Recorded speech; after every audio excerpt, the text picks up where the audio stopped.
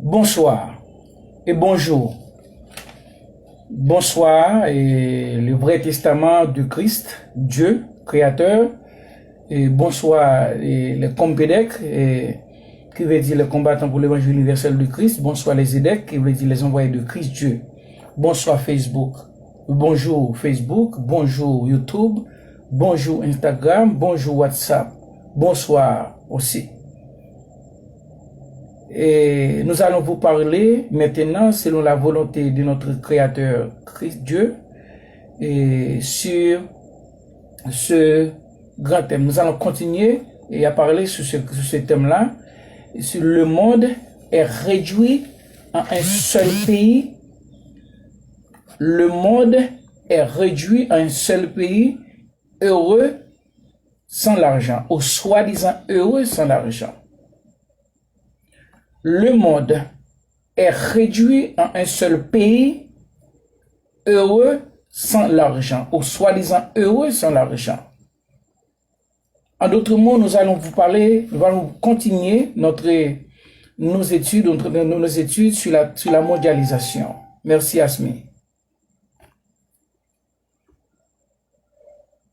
Avant d'aller plus loin sur la vraie définition et l'objectif de la globalisation ou la mondialisation, je dois signaler quelque chose pour les frères chrétiens qui croient, peut-être pour les frères évangéliques, qui croient que la mondialisation le atteindra, mais pas la grande tribulation. Ils croient que la mondialisation est pour tout le monde, y compris les chrétiens. Mais ils insistent que la grande tribulation sera pour les juifs seulement. Ces deux vocables n'ont pas même origine. L'un signifie souffrance extrême et incomparable d'un groupe pour leur foi en Christ ou pour une raison philosophique. L'autre signifie l'union des pays du monde pour former un seul gouvernement ou un seul royaume, pour que chaque individu sur la planète Terre soit contrôlé par ce grand gouvernement global. Et n'oubliez pas notre sujet, notre thème ce soir. Le monde est réduit en un seul pays, soi-disant heureux sans l'argent. C'est la société électronique.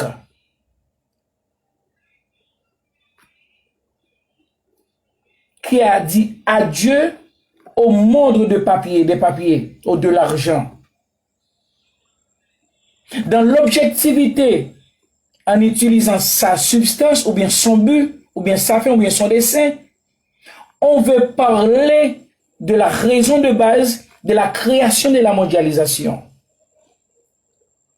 Ici, on peut dire que sans la mondialisation, il n'y aura pas de la grande tribulation, logiquement parlant, techniquement parlant. Dans sa partie abstraite ou non figurative, l'union mondiale ou la mondialisation a plus une fin philosophique qu'économique. Cela veut dire que la vraie raison de la mondialisation est une mission philosophique qui se dirigera directement vers le monde moral, vers le monde métaphysique, vers le monde psychologique de l'individu pour lui imposer des conditions inviolables sur sa doctrine, son dogme ou sur sa façon intellectuelle de concevoir la vie, soit dans le sens humain, soit dans le sens spirituel. N'oubliez pas notre thème ce soir, ou bien notre sujet. Le monde est réduit en un seul pays, soi-disant heureux sans l'argent. Un monde purement électronique.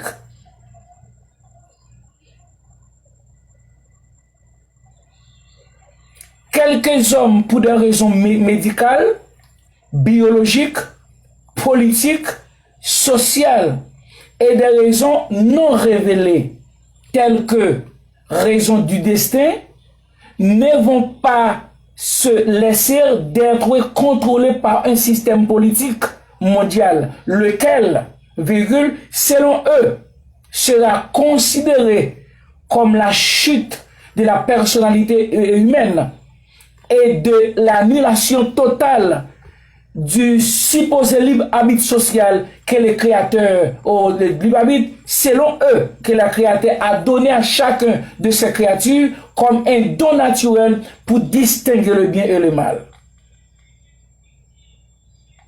Bien que cette chute est inévitable,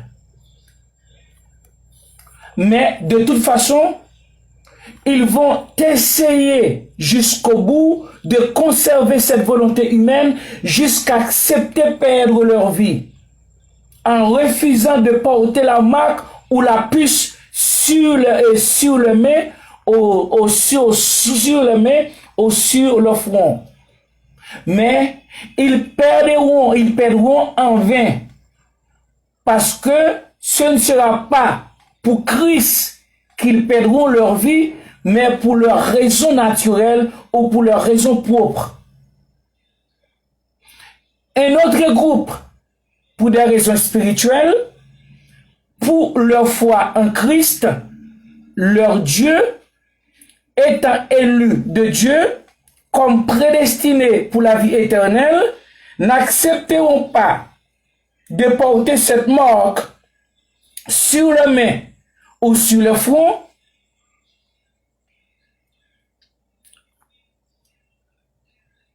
à cause de leur destin, à cause de la volonté de Christ, Dieu créateur, avant même leur naissance naturelle ou naissance physique.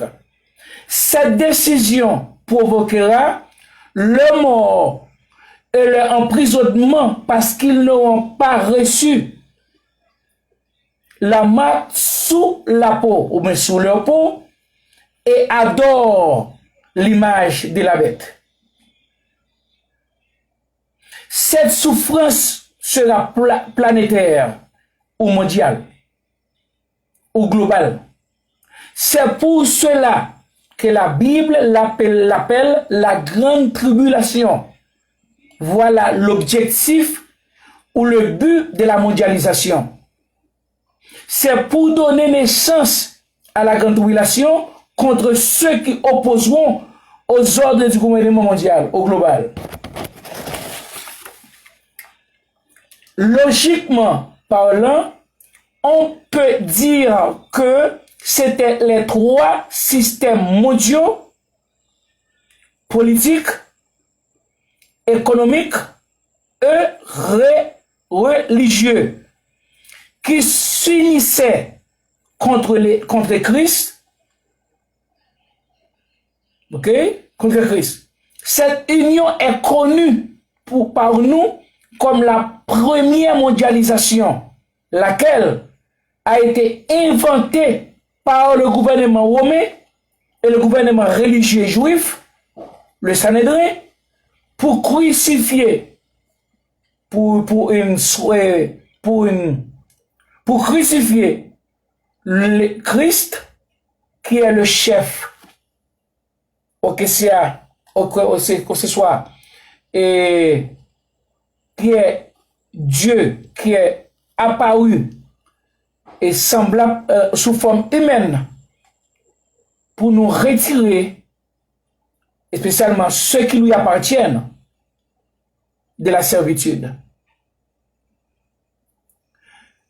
Dès l'Empire romain, une première mondialisation s'est organisée autour de la Méditerranée. Elle est la première mondialisation contre Christ. Beaucoup de personnes ne le savent pas ou ne sont pas au courant de ça. Moi aussi, je n'étais pas au courant de ça. Quand on parle de Sanhédrin, qui était le Sanhédrin? Tribunal suprême des Juifs et organisme gouvernemental. D'après Matthieu chapitre 26, verset 59 à 66. Jean 11, verset 47, acte au commencement spirituel, 4, verset 15. Il comprenait 70 membres pris par les principaux sacrificateurs, les anciens et les scribes, et siégeait sous la présidence du souverain sacrificateur. Selon leur testament, Nombre chapitre 11, les versets 16 et 17.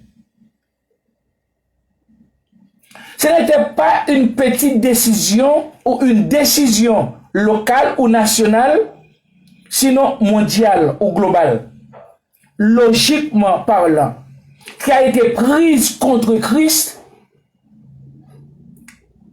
le créateur de tout. Ce serait une absence de sagesse de parler de la mondialisation aujourd'hui sans la grande tribulation et de parler du règne millénaire sans la grande tribulation. La grande tribulation sortira de la mondialisation, laquelle est inévitable pour que l'accomplissement de cette prophétie, la grande tribulation ait lieu avant l'avènement de avant la réapparition de notre Dieu créateur Christ.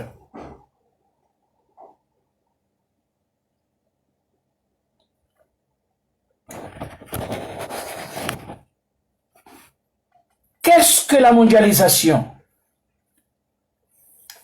La mondialisation est l'unité comme méthode pour résoudre la crise économique mondiale au global. Laissez-moi répéter ce morceau-là.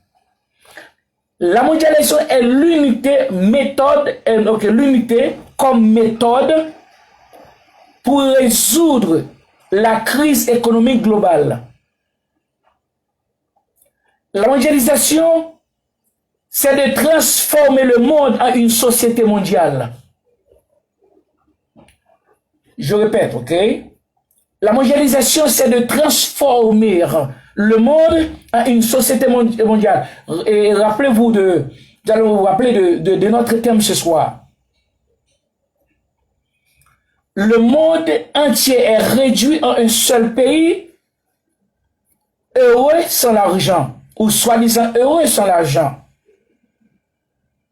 La mondialisation, c'est de transformer le monde entier en une société mondiale. C'est le projet de détruire les civilisations mondiales. C'est le projet de détruire les civilisations mondiales. C'est l'initiative pour pays pauvres très endettés. La mondialisation est défavorable aux pays faibles. La mondialisation, c'est la dictature de la pensée unique. Du le français vacille. C'est la dictature de la pensée unique. Selon Jean-François, la mondialisation est la pensée unique. La pensée unique, c'est comme ça. Il n'y a plus d'autres critères que ça. Est-ce que c'est fermé? Est-ce que c'est ouvert? C'est ouvert. C'est fini. C'est la mondialisation. C'est vrai ou pas vrai? C'est fini. C'est la mondialisation. Est-ce bon ou pas bon? C'est fini. Est-ce que ça en bon sens ou pas en bon sens? C'est fini. C'est la mondialisation. C'est la globalisation dans laquelle nous sommes. Selon M. Jean-François, la mondialisation est la fin de la volonté naturelle ou de libre arbitre de chaque individu sur la planète Terre. Laissez-moi répéter la déclaration de M. Jean-François. La mondialisation est la fin de la volonté naturelle ou du libre arbitre de chaque individu sur la planète Terre. La mondialisation est la fin de la volonté naturelle ou du libre arbitre ou du soi-disant libre arbitre de chaque individu sur la planète Terre. Si vous voyez que la couleur est blanche, et quelqu'un vous dit c'est noir, vous devez accepter rapidement que c'est noir. À gauche, c'est à gauche. Et à droite, c'est à droite. Vous ne pouvez pas, ou vous ne pouvez pas penser autrement. Ici, c'est la mondialisation, c'est la globalisation. C'est un monde, le monde entier réduit en un seul pays. Une seule doctrine, une seule loi, une seule constitution. Monsieur Jean-François continue. La mondialisation, c'est le modèle communautariste. C'est une pensée de réhabilitation du communautarisme. C'est monsieur Jean-François.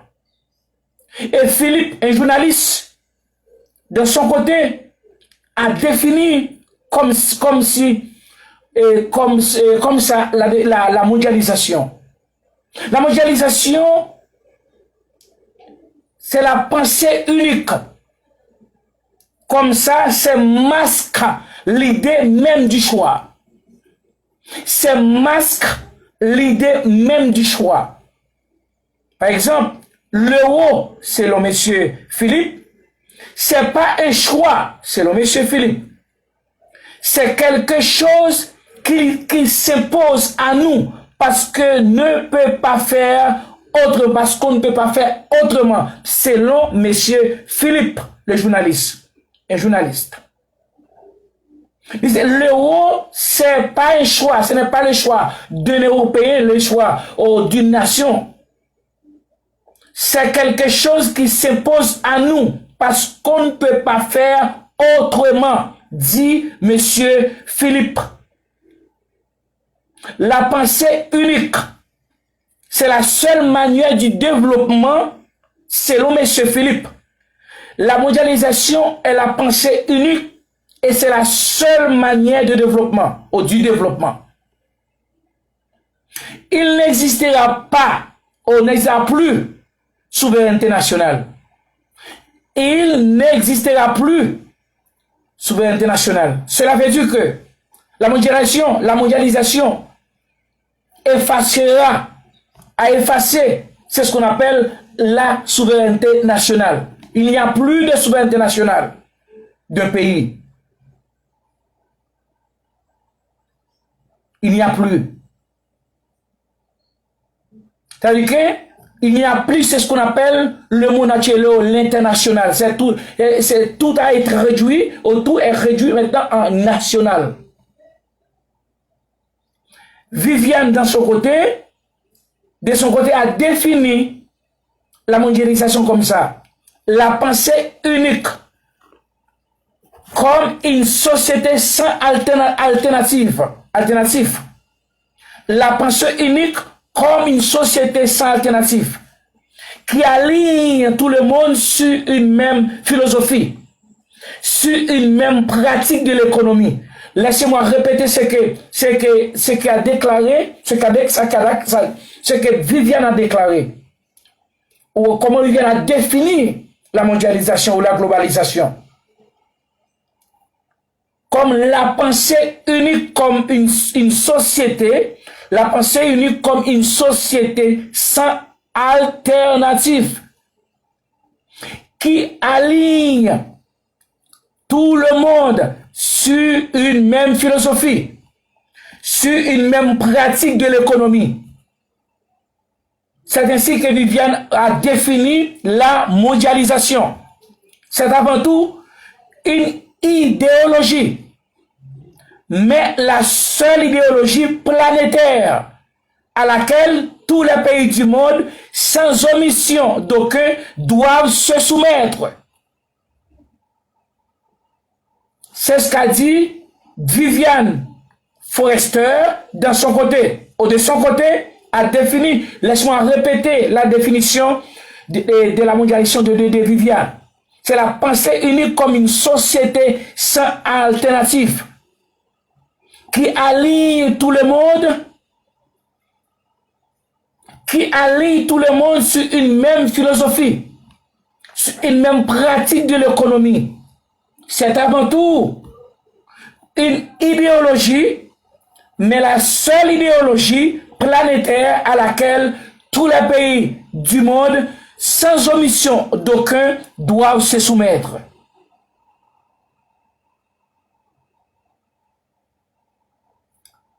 La mondialisation selon l'Internet, depuis le début des années 1990, la mondialisation désigne une nouvelle phase dans l'intégration planétaire des phénomènes économiques. Marisol bendiciones. Según el Señor. Gracias por tu saludo. Mi familia. Saludo a Alfredo, al profesor. La mondialisation selon l'Internet, depuis le début des années 1990, la mondialisation désigne une nouvelle phase dans l'intégration planétaire des phénomènes économiques, financiers, écologiques et culturels. Avant, les événements qui se déroulaient dans le monde n'étaient pas liés entre eux. Avant, les éléments qui se déroulaient dans le monde n'étaient pas liés entre eux. Depuis, ils sont tous dépendants les uns des autres. Depuis, ils sont tous dépendants les uns des autres. Certains là font même remonter à la diffusion de l'espèce humaine sur la planète.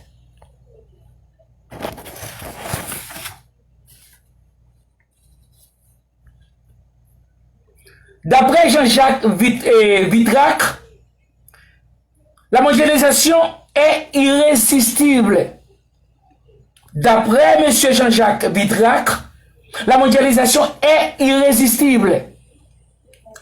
Tous les indicateurs économiques mondiaux dans les pays fortement industrialisés, ou dans les pays fortement industrialisés, comme dans les pays émergents, prouvent que la mondialisation est un phénomène irrésistible.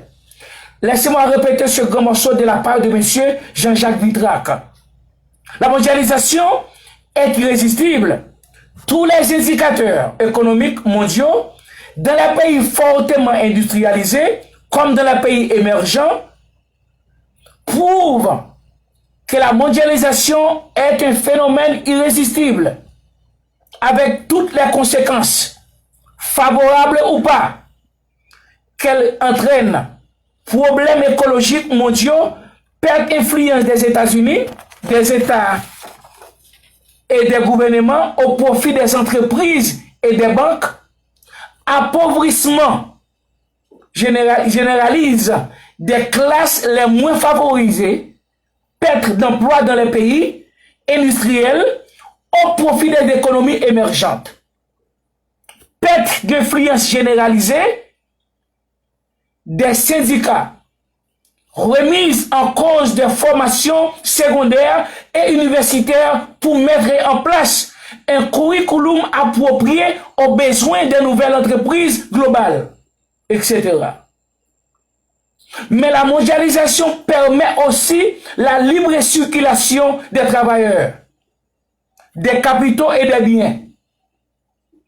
Une baisse généralisée des prix de revient, bénéficiant tout de même aux consommateurs, et une élévation du niveau de vie dans les pays les plus pauvres. Au même moment, la grande majorité des intellectuels, qu'ils soient acteurs économiques, politiques ou même enseignants, ne fait pas bien la différence entre commerce international, entreprises multinationales et économie mondiale, globale.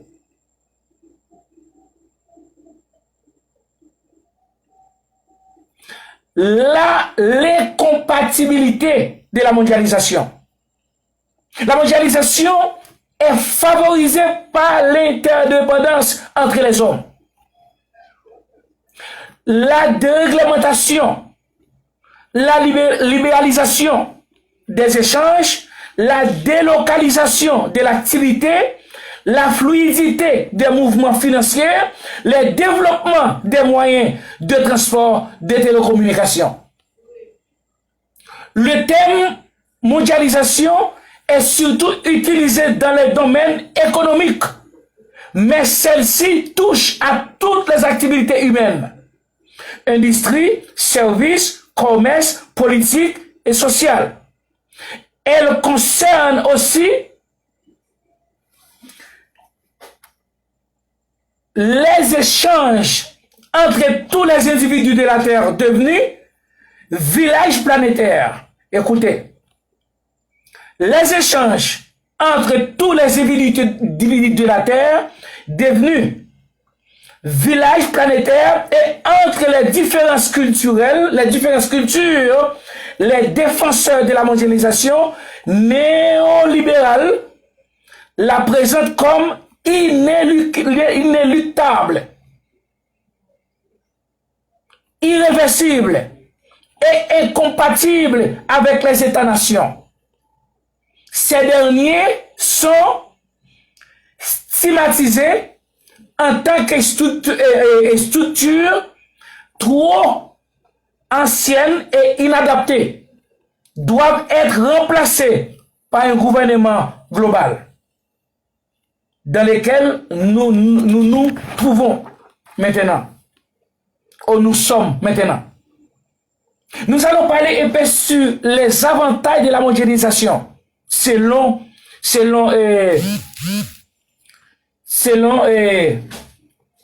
ces auteurs.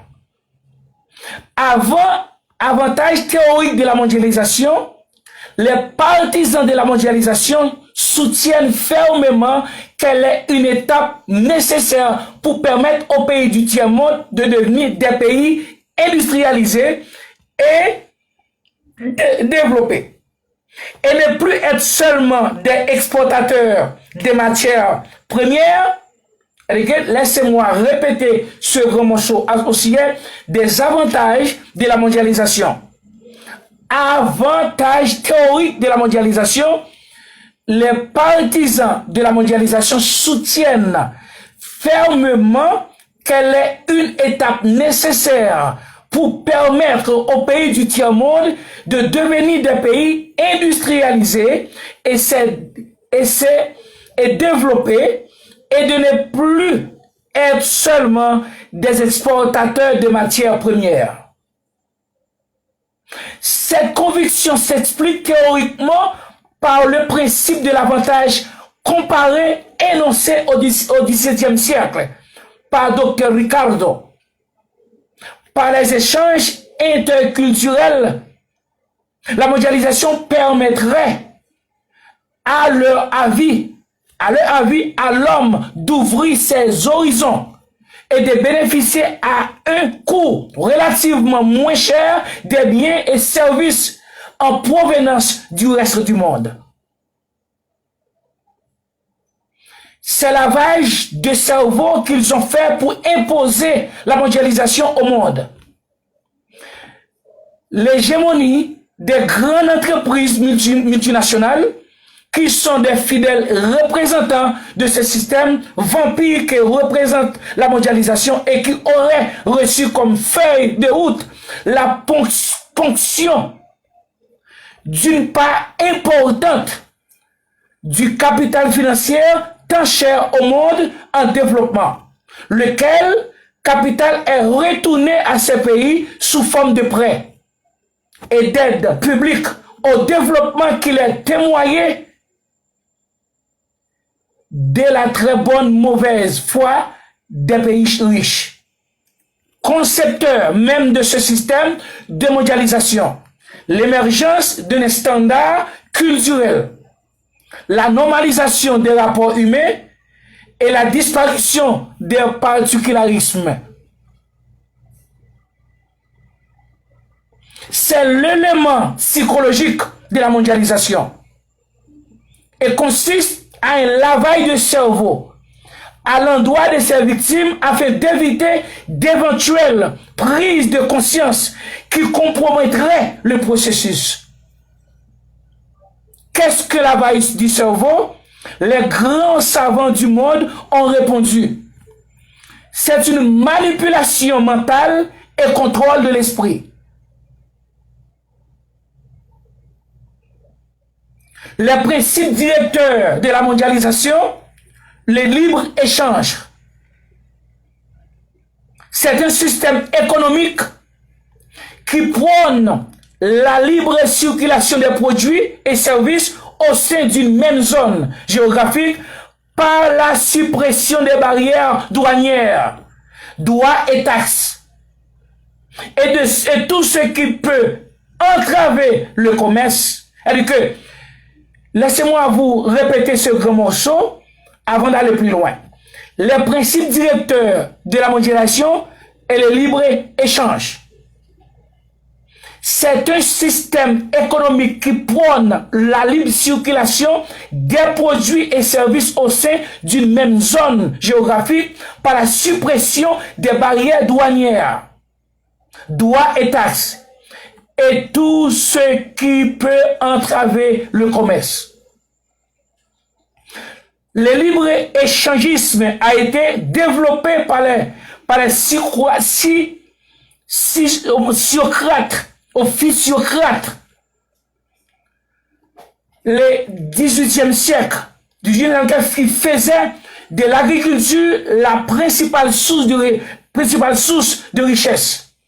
Comme François, en 1614, de 1614 à 1774, et les économistes libéraux du 19e siècle qui défendaient la liberté du commerce et de l'entreprise, comme les Britanniques David Ricardo de 1772 à 1823 et John Stuart de 1806 à 1873, à une période où la Grande-Bretagne était la première puissance mondiale et était confrontée à un problème de débouchés par ses produits. Pour finir, la globalisation et recomposition de l'espace territorial. Cette définition est la plus générale et la plus systématique. La globalisation marquerait une rupture nouvelle entre l'ancienne économie internationale et une nouvelle économie globalisée. Dans cette dernière, les économies nationales seraient décomposées et réutilisées au sein de systèmes de transactions et processus opérant directement au niveau international. D'une part, les États-nations et gouvernements perdraient toute capacité à influencer les évolutions économiques nationales, au point que les institutions centralisées, héritées de l'après-guerre, devraient céder la place à des entités régionales ou urbaines, point d'appui nécessaire du réseau tissé par les multinationales. D'autre part, les divers territoires soumis à ce nouveau modèle deviendraient fortement indépendants au point de manifester des évolutions synchrones à défaut d'identique, et tout était de cause en voie d'homogénéisation. Tout était en voie d'homogénéisation. Maintenant, adieu donc aux compromis politiques nationaux et à la notion même de conjoncture locale. Adieu. Conception de la mondialisation. Aussitôt que la mondialisation s'est imposée comme phénomène planétaire, l'homme économique a cherché à la définir. Deux conceptions, unitaires, conflictuelles et plurielles, s'affrontent autour de l'explication de ce phénomène. conception unitaire. Selon la conception unitaire, la mondialisation évoque la notion de monde uni. C'est la conception unitaire. La mondialisation évoque la notion de monde uni, de monde formant un village planétaire, de monde sans frontières. Ceci dans une approche géographique, idéologique ou économique. Cette conception est soutenue par des organisations internationales ou institutions internationales, notamment le FMI, l'OMC et autres, par le courant idéologique, notamment le mondialisme. Elle est également partagée par quelques analystes. Définir la mondialisation comme unification du monde signifie qu'il est question de l'interpénétration des cultures. Laissez-moi répéter ce grand morceau-là. Définir la mondialisation comme l'unification du monde signifie qu'il est question de l'interpénétration des cultures, des technologies et des économies. Intégration dans l'économie mondiale. Dans ce fait, les expressions comme culture mondiale, ou civilisation mondiale, ou gouvernance mondiale, économie mondiale, voire citoyen mondial, sont de plus en plus utilisées. La conception qui définit la mondialisation comme l'unification du monde contient par ailleurs une position intellectuelle qui prône plus d'ouverture pour arriver à une paix mondiale, une suppression totale des frontières. Une suppression totale des frontières. En revanche, même si cette conception présenterait l'avantage de créer dans l'homme le germe de l'espoir, elle resterait cependant restrictive dans la mesure où elle négligerait les autres manifestations de la mondialisation. Nous sommes maintenant sous la bannière de modes soi-disant heureux sans l'argent. C'est-à-dire que une nouvelle société, ou la société électronique du gouvernement de la mondialisation. Et plus tard sera le gouvernement de l'Antéchrist. Il n'y aura plus d'argent de papier, du papier dans votre poche, dans votre bourse. Tout sera électronique. C'est ce qu'a dit la Bible. Tout le monde le sait. Abraham chapitre 13, le verset 16 et 17. Abraham 19, verset 20, 21. Et Apocalypse 20 aussi, verset 3, 4. Tous nous parlent du gouvernement mondial, un gouvernement mondial sans l'argent. Mais une richesse imaginaire. Ils auront une richesse imaginaire. Mais le papier est en train de disparaître. A disparu maintenant parce que le moment où les jours de la mondialisation, les jours sont arrivés. Nous sommes au territoire d'un nouvel monde, d'une nouvelle constitution, où les pays du monde sont réduits en un seul pays.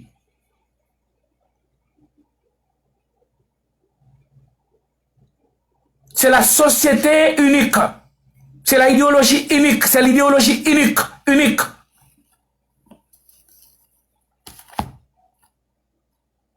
Dans quelques mois, dans quelques temps, parce qu'on a déjà déclaré une monnaie électronique en Haïti.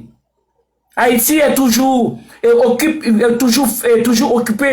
un rôle historique dans l'histoire de notre continent. Du monde. Haïti a parlé maintenant, a présenté une monnaie électronique Pit good. Good. C'est-à-dire que nous, Haïti est en train de dire adieu au dollar américain, adieu au good haïtien, adieu au peso espagnol, au peso dominicain, aux monnaies étrangères, au international.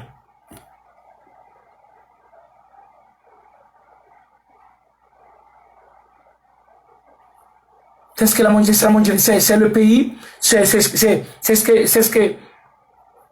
que notre thème a dit ce soir, a défini comme le monde, comme un monde, la mondialisation, comme le monde entier est réduit à un seul pays. Riche sans l'argent. C'est-à-dire que le monde, nous sommes en train de recevoir cette imposition de la puce électronique comme seul moyen de fonctionnement social, sans laquelle on n'aura pas pouvoir, on n'aura pas pouvoir d'achat, de vente, de faire que ce soit dans cette société. Cette société s'appelle la société de l'Antéchrist ou la société électronique. Une société qui soi-disant heureuse sans l'argent. Et c'est la dernière société que le monde aura connue. C'est la dernière société. Et sur laquelle réapparaîtra le créateur de tout. Pour mettre à chaque personne, à chaque groupe, dans sa place. Selon le destin de chaque individu, selon le destin de chaque groupe. La globalisation. C'est le monde qui est réduit à un seul pays. Riche sans l'argent. Il n'y a plus de papier. C'est la disparition totale des monnaies internationales, de la goude, du peso et du dollar, de toutes les monnaies de tous les pays du monde.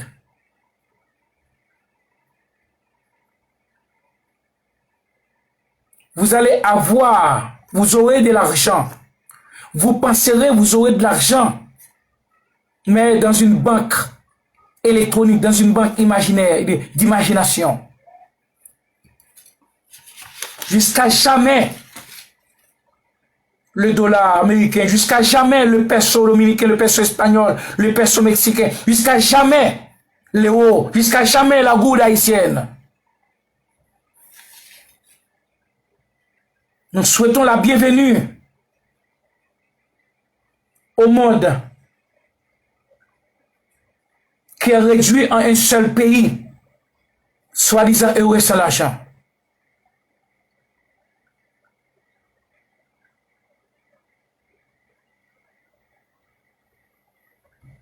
Will de Voltaire pour vous servir avec l'amour, la flexibilité, la tolérance. Non de ma part, sinon de la part incontestable, indéniable et même inévitable de notre Seigneur Christ Dieu Créateur au siècle des siècles. Amen.